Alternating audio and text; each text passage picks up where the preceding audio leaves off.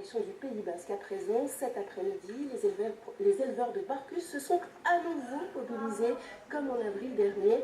Ils soutiennent Nicolas qui a refusé d'abattre son élevage préventivement en pleine crise de la grippe aviaire.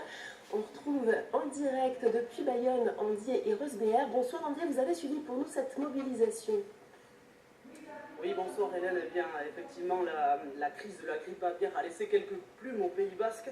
Environ 300 personnes se sont mobilisées devant la gendarmerie de Mauléon pour soutenir Cathy Chabalgoiti. Cathy Chabalgoiti, éleveuse de canards à Barcus, près de Mauléon.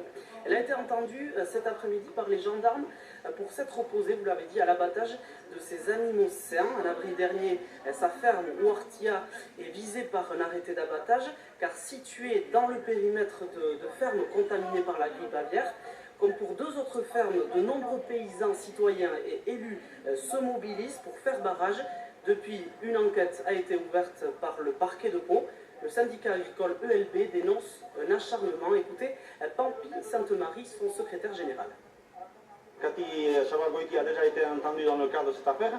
Ils ont tous les éléments. Elle a été entendue, je crois, pendant 2 heures la première fois. Ça ne s'explique pas pourquoi de nouveau l'entendre. À moins que c'est, comme je l'ai dit, cette nouvelle procureure qui veut faire l'iselle, qui veut se payer les Basques, qui ont résisté.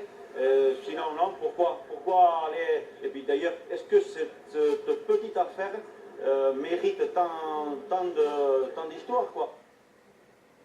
Cathy Chabalgoiti est sortie vers 17h30 de la gendarmerie de Mauléon. La convocation a duré environ 3h30. Désormais, c'est donc le parquet de Pau qui devra se prononcer sur d'éventuelles poursuites. Merci Olivier, vous étiez en direct, je le rappelle, depuis Bayonne.